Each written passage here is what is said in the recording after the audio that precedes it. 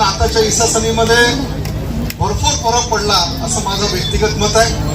आपण भरपूर कामं करण्याचा प्रयत्न केले, काही कामामध्ये आपल्याला यश आलं आणि काही कामं अजून थांबलेली आहे. पण निश्चितच येणाऱ्या काळामध्ये आपला प्रेम आशीर्वाद राहिला तर निश्चितच येणाऱ्या काळामध्ये सर्व कामं आपण करण्याचा प्रयत्न करू.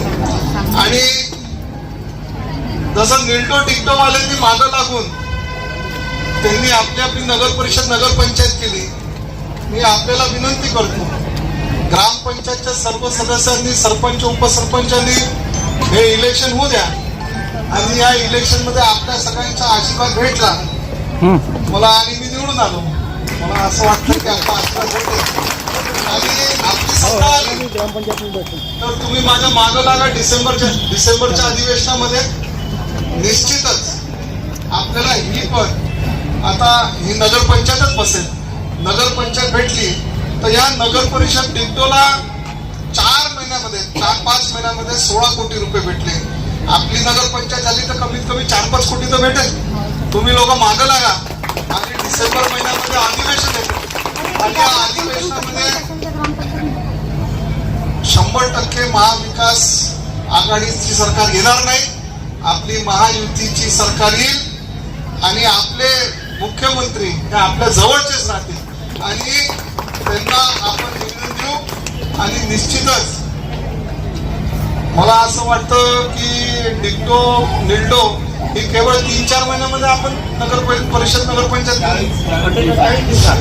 50 दिवस पकडा, 2 महिने पकडा, कशाला 2 महिन्यामध्ये आपण 3 नगर परिषद नगरपंचायत केली.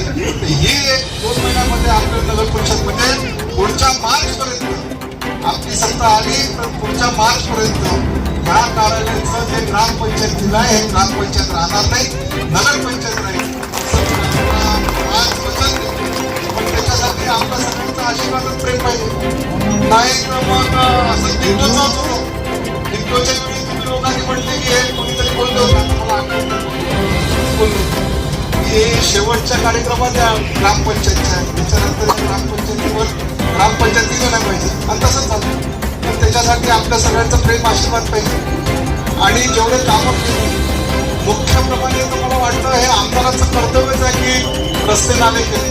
पण मला असं वाटतं की करोनाच्या काळामध्ये जेव्हा इलेक्शन पर्यंत नव्हतं तेव्हा आपल्या ईसासनीच्या गोरगरीब जनतेला जेव्हा गरज होती मदतीची तेव्हा भारतीय जनता पार्टीच्या झेंड्याच्या खाली आम्ही सगळ्यांनी आपली सेवा करण्याचं आम्ही काम केलं, याचा मला गौरव आहे.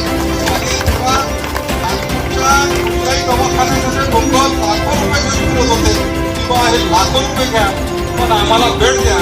पण आपल्या सरकारमध्ये ती परिस्थिती निर्माण आपल्या शासकीय हॉस्पिटलच्या माध्यमातून ती आली नाही, त्याचाही मला गौरव आहे.